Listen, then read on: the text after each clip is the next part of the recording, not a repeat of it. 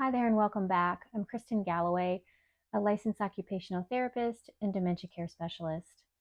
I've had a couple of comments on some of my other videos recently about individuals with dementia not being able to participate or not wanting to participate in daily activities because it's too fatiguing. It wears them out. So their comment when someone says, okay, it's time to take a bath, I don't want to do that. It's just exhausting, right?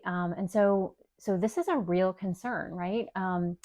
Anytime we have an activity that requires a lot of physical effort or a lot of mental effort, it can be overwhelming and exhausting. And we know for individuals with dementia, making a lot of decisions, having to make choices, having to remember processes, or go through multiple steps is very overwhelming, can be confusing, and can cause them to kind of shut down.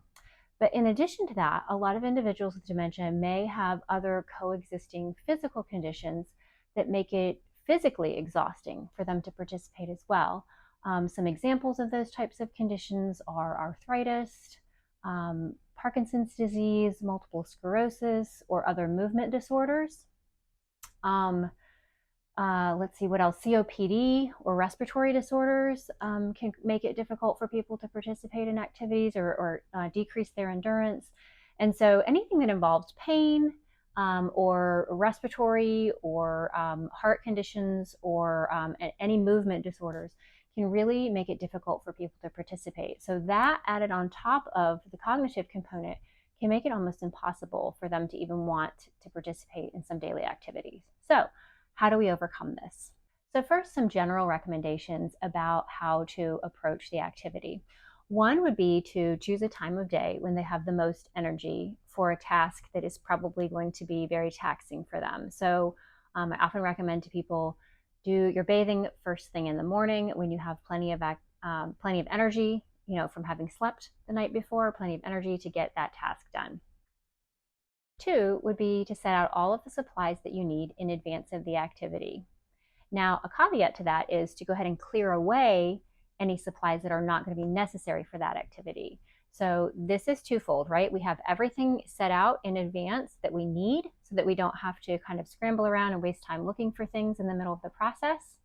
And at the same time, we're clearing away everything else that might cause a distraction or cause confusion because there's something there that's not needed for that particular task.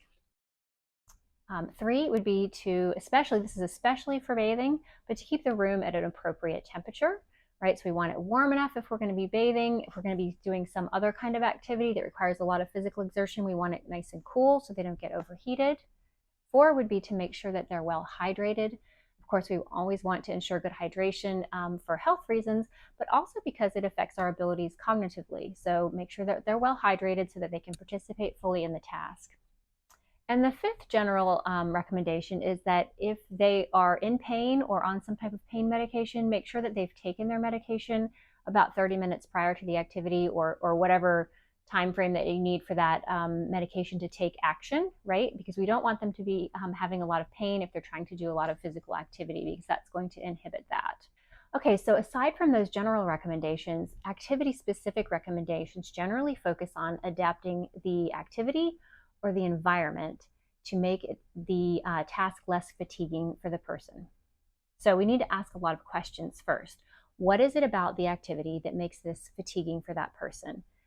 Is it too many choices that they have to make? Is it remembering the process and the steps? So let's kind of break down each one of these roadblocks, right, to being able to participate. Next, maybe it's an endurance thing, right? Does the activity take too long? Right? Is it something that they just can't get through the whole process? And in that case, we would break it down into smaller chunks. For example, with bathing, maybe we can't do a whole bath or shower in one day. Maybe we need to do upper body, sponge bath one day, and then lower body a different day. Or we do the bathing one day and we wash the hair a different day. Because doing all of that at one time can be physically exhausting, both for the person with dementia and for the caregiver. So what if it's a scenario where there's just too many choices? So it's more of cognitive fatigue, right? Which also spills over into the physical. If it's cognitive fatigue and having to make too many choices, then we just reduce the number of choices available for that particular task. And so I think I've mentioned this in a couple of other videos, but for example of dressing, right? Rather than having a whole closet full of clothes and, trying to sort through and find things that match, and, it just becomes overwhelming. We can reduce it down to outfits that are already pre-selected and they just pull out an outfit. Or we can just say, would you like the blue top or the red top? Would you like the khaki pants or the gray pants? So that we've reduced the number of choices down to just 2, and it makes it much easier for the person to make a decision that way.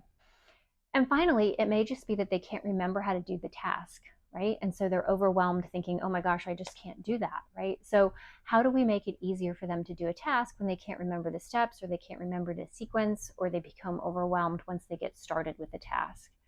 So there are several ways that we can help facilitate participation when this is the case. One would be to use gestures, right? So model out the behavior you want them to do.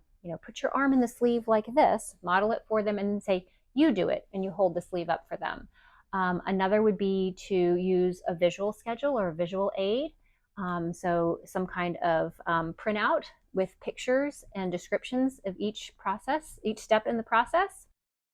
And finally, breaking the task down by giving simple step-by-step directions, one step at a time, right? So only give one step, use as few words as possible. And again, if you can use gestures or model the behavior that you want, sometimes that's very helpful for individuals with dementia as well.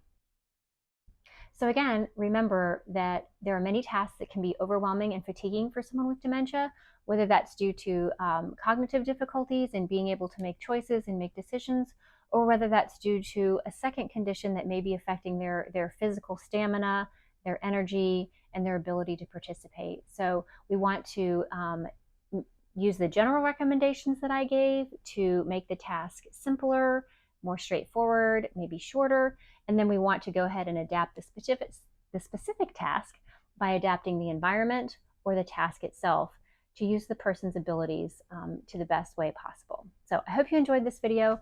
I'd love to hear your comments. Give me a thumbs up if you like this content, and of course, subscribe to the channel. Thanks so much for watching.